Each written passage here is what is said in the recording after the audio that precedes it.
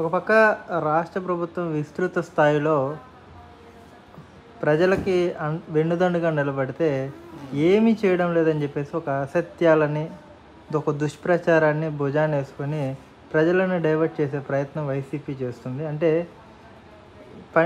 పని లేనోడు గుండు కొరిగాడు అన్నట్టు ఒక సామెత అయితే ఉంది కదా, ఎలా చూడొచ్చు అంటారు? వైఎస్ఆర్సీపీ చేస్తున్న ఈ యొక్క దుష్ప్రచారాన్ని మనం ఎలా పరిగణలోకి తీసుకోవాలంటారు?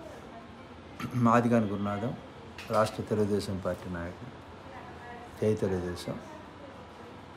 ఇది ఏడ్చేదాన్ని మొగుడు ఇస్తే నా మొగుడు వస్తాడు అన్నట్టుగా జగన్మోహన్ రెడ్డి గారు వరద రాజకీయాలు, బురద రాజకీయాలు చేస్తున్నారు. వరదలో బురద రాజకీయాలు, కొండందో వెలుకుని పడదాం. మానవీయ కోణం ఎక్కడా కనపడట్లా జగన్మోహన్ రెడ్డి గారు. ఆ మానవీయ కోణం ఉంటే జనాలు ఇతని రాజకీయం కోసం కష్టాల్లో ఉండాలని ఎవడు కోరుకోడు. ఏంటి, ఎవరైనా చేదోడు వాదోడుగా ఒక చేయుతన అపంద హస్తాన్ని ఇద్దాము. వరదల్లో చిక్కుకొని విలవిల్లాడుతా అతాకుతలం అయిపోతూ ఉంటే రాష్ట్రం, నీ తొట్టి రాజకీయాలు ఏంది జగన్మోహన్ రెడ్డి? నీ తొట్టి రాజకీయాలు ఏంటి? ఇవన్నీ నువ్వు ఏదైనా ఉంటే చెప్పు సొల్యూషను. నువ్వేమన్నా అబ్బరకదబ్బర ఏమన్నా ఉందా నీ దగ్గర? రాత్రి ఓవర్ నైట్ ఏమన్నా వాటర్నంతా తీసేసే మంత్రం ఏదైనా, డిజాస్టర్ మేనేజ్మెంట్ ఏదైనా క్రైసిస్ ఉంటే చెప్పు, తప్పులేదు, సలహా చెప్పు. ఊరినే ఈ బ్లూ మీడియా ఉందని ఏదో చచ్చిపోతే ఏడ్చినట్టుగా అధికారం చంద్రబాబు నాయుడు గారికి అప్పలంగా కట్టి పెట్టేశారు. ఏదో నువ్వేదో ఇచ్చేసినట్టుగా అధికారం మాకు, అదేదో ఈర్ష్య, అసూయ, ద్వేషాలతో ఈ బురద రాజకీయాలను అడ్డం పెట్టుకొని, వరదలో బురద రాజకీయాలను అడ్డం పెట్టుకొని ఆయన మీద నీకున్నటువంటి అక్కసను కక్కుతున్నావే తప్పించి ఇక్కడ ప్రజల మీద నీకు ప్రేమ ఉన్నట్టు మాకేమో కనపట్ల. స్పష్టంగా ఇక్కడ క్లియర్, వెరీ క్లియర్. నీ వాళ్ళ వల్ల ముంపుకు గురైనటువంటి ప్రాంతాలు బుడమేరు కానీ, మానేరు కానీ, ఇంకొక కప్పలవాగు కానీ, కొండవీటి వాగు కానీ, కృష్ణానది కానీ అనేక విధాల మీరు సెర్జింగ్ చేసి కృష్ణానదిని తవ్వేసి బుడమేరు మొత్తాన్ని ముంచేసి కోట్ల రూపాయల ఇసుకను తవ్వి క్వార్జీ, అదేవిధంగా దానికి సంబంధించినటువంటి అన్ని రకాల ఇసుకల్ని హైదరాబాదుకు తరలించి కోట్ల రూపాయలు ఎక్కడ కూడా ట్యాక్సులు కట్టకుండా కాజేస్తే, ఆ తవ్వినటువంటి ఇసుక మొత్తాన్ని మీరు కోట్లు సంపాదించుకుంటే దాంట్లో పడి చనిపోయేవాళ్ళు. ఆ నీటి వరదల వల్ల ఈ రోజున విజయవాడ మొత్తం కూడా మీరు గత పాలన చేసినటువంటి తప్పిదాలే. డ్రైనేజీ మీద మీరు అందరూ ఇక్కడ కలిసి, అవినాష్ గారు, ఎల్లంపల్లి, ఓ పక్క విష్ణు, వీళ్ళందరూ తాబేదారులు అందరూ కలిసి డ్రైనేజీల మీద షాపులు పెట్టించి రోజు వసూలు రాజాలు వీళ్ళంతా డబ్బులు వసూలు చేసుకోవటం. ఎక్కడ పుడికిలు తీరు, కాలువలకి డెక్కలు పెరిగిపోయినాయి, అక్కడ మొత్తం గుర్రపు డెక్కలు పెరిగిపోయినాయి, ఎక్కడెక్కడ నీళ్లు ఉండిపోయింది.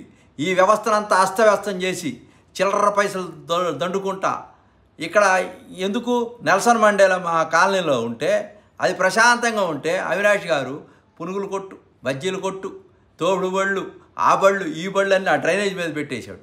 అవి వాటర్ వెళ్ళట్లా, ₹10 పావలా తీసుకొని మొత్తం వసూళ్ళు రాజాలు. ఏ వార్డుకి ఆ వార్డు కార్పొరేటర్లో ఎవరైతే వాళ్ళు గెలిచారో వైఎస్ఆర్ పార్టీకి సంబంధించిన వాళ్ళంతా కూడా ఎక్కడికక్కడ చిల్లర వసూలు చేసుకోవడం సరిపోయింది. అందువల్ల విజయవాడ ఇంతకన్నా విలవిల్లాడకి ఏమవుతుంది? తప్పుడు విధానాలతో పరిపాలన చేస్తే ఎక్కడ కూడా అంత అవినీతిమయం అయిపోతే ఇంక ఎక్కడ ఉందండి? ఇక్కడ ఈ గంటలు పడిపోయినాయి. కృష్ణానది బ్యారేజీ ఎట్టకొట్ట కంట్రోల్ చేసి ఉంటే పైనుంచి పడవలు పంపిస్తున్నారు దుర్మార్గంగా. ఇవన్నీ కొట్టుకుపోతే గేట్లు ఇదంతా విజయవాడ మీద వచ్చేస్తే చంద్రబాబు నాయుడు గారి మీదకి నెట్టేసి ఈ వరద రాజకీయం చేద్దాము, దీంతో ఫెయిల్ అయిపోయాడని ప్రచారం చేద్దామనే ఒక నీచమైనటువంటి దుగ్ధతో ఆ పడవలను పంపించారు. ఆ పడవలు పంపిస్తే ఒకటి బ్రేక్ అయింది. అదే కనుక ఏదైనా జరుగుంటే ప్రమాదం జరిగేదిగా, దాని మీద ఎంక్వైరీ చేస్తున్నారు. తప్పకుండా ఆ తప్పుడు పనులు చేసిన వాళ్ళందరూ కూడా లానేయటానికి సిద్ధంగా ఉన్నారు.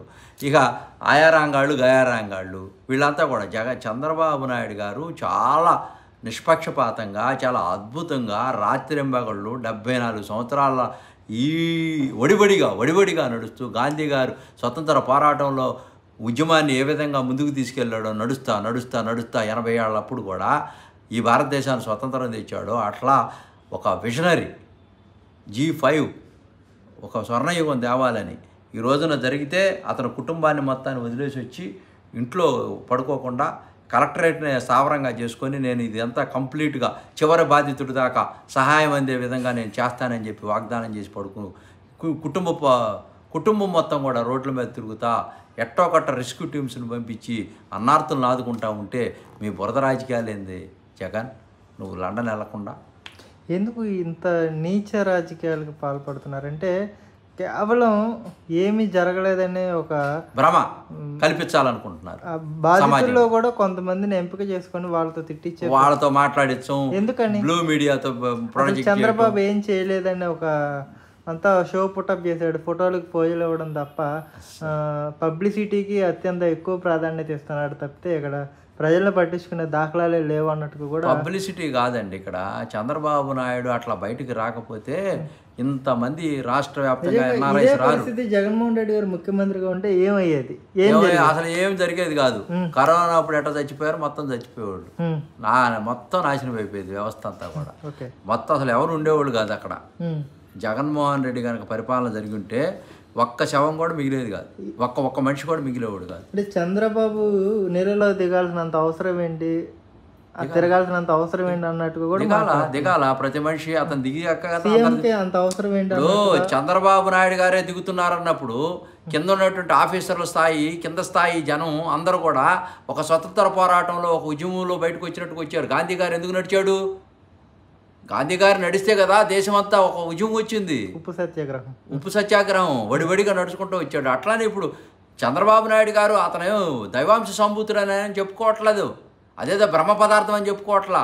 నువ్వు చెప్తున్నావు ప్రజాస్వామ్యంలో for the people, by the people, to the people అనేటువంటిది. ప్రజలకి నువ్వు న్యాయబద్ధంగా పరిపాలన అందించి అందరికీ ఆస్తులు పంచాల్సినటువంటి పెద్దన్న పాత్ర వహించాల్సినటువంటి నువ్వు కొంతమందికేమో కులాలను అడ్డం పెట్టి దూరం చేసి కొంతమందికి పెట్టి నీ వాళ్ళకేమో అయిన వాళ్ళకి దీంట్లో పెడతా బంగారు ప్లేట్లలో, కాని వాళ్ళందరికేమో బయట ఇస్తరాకుల్లో తుడిచేస్తూ ఉంటే ఈ వ్యవస్థ ఎప్పుడు బాగుపడుద్ది?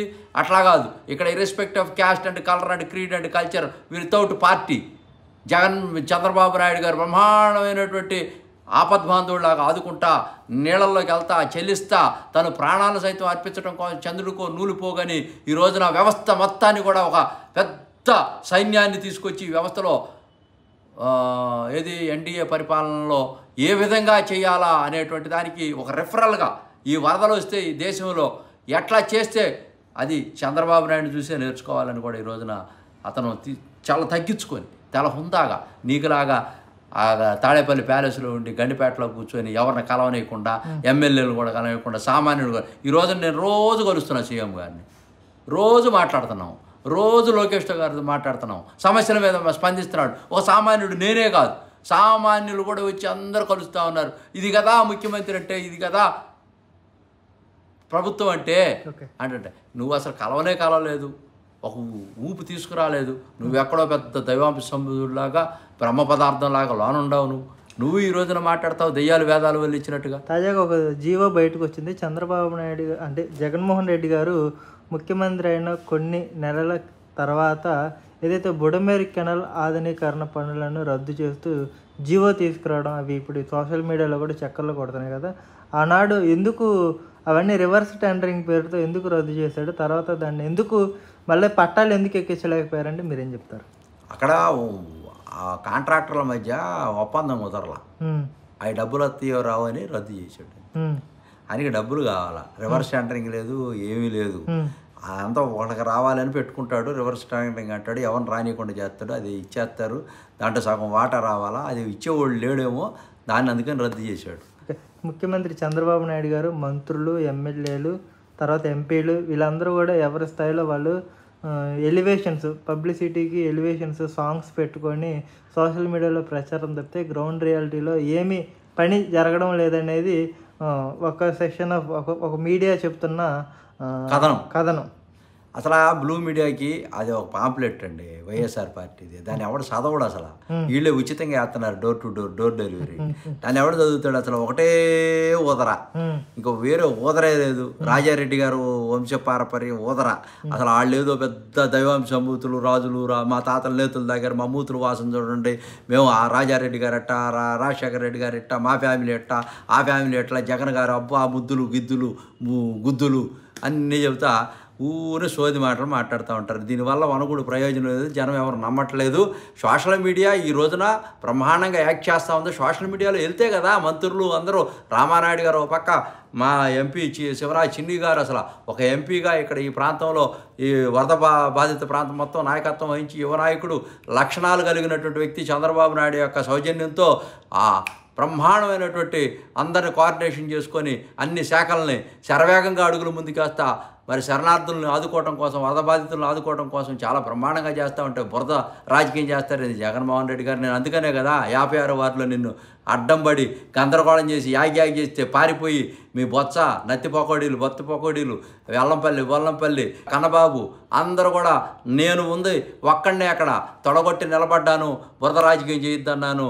వాళ్ళందరూ పారిపోయారు, 1000 మందిని కూడా. పలకట్లేదండి జగన్. నేను ముందు పలికాడు, పారిపోయాడు. అది ప్లాన్డ్గా, అది ఒక విజువల్లే. ముందు జరిగింది మా ఇద్దరి మధ్య ఘర్షణ.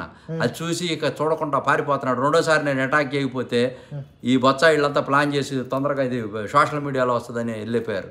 దమ్ము ధైర్యం ఉన్న వ్యక్తిగా నేను చెప్తున్నా, జగన్మోహన్ రెడ్డి డిస్మాంటిల్ చేయటమే నా యొక్క లక్ష్యం. తప్పకుండా చేస్తాను, ఈ రాష్ట్రంలో ముందుకు తీసుకెళ్తాను.